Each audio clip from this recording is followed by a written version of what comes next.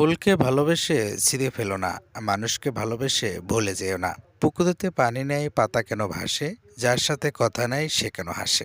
এই রকমের অসংখ্য অসংখ্য ছন্দ আমাদের ডায়েরিতে লেখা থাকতো। অর্থাৎ ছোটবেলায় আমাদের ডায়েরি থাকতো বা একেকজন প্রিয় বন্ধুকে একটা ডায়েরি কিনে উপহার দেয়া হতো। তখন সেই ডায়েরি পাতায় চিঠি লিখে দিত কিংবা ২-৪ টি ছন্দ লিখে দিত। এটা যত্ন করে রেখে দিতাম নিজের কাছে। আ এখন মানুষ মোবাইলে টেক্সট করে, মোবাইলের মাধ্যমেই কথাবার্তা বলে, প্রিয় মানুষের সাথে ভাব বিনিময় করে।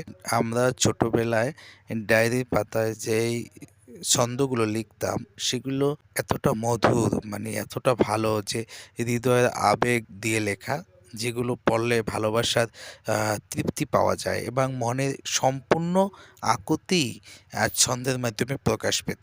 বা চিঠি, রোমান্টিক চিঠি লেখাটা যেটা এতটা ভালো লাগতো যে একেকটা চিঠি পড়লেই মনে হয় যেন একরাশ ভালোবাসার ভিতরে আমরা ডুবে গেছি। ভালোবাসার সমুদ্রে কিংবা সাঁতার কাটতেছি। এরকমের ভালোবাসা মিশ্রিত আবেগ জড়িত ভাবেই একটা চিঠি লেখা হতো। সেই দিনটা এখন আর নেই। খুব মিস করতেছি।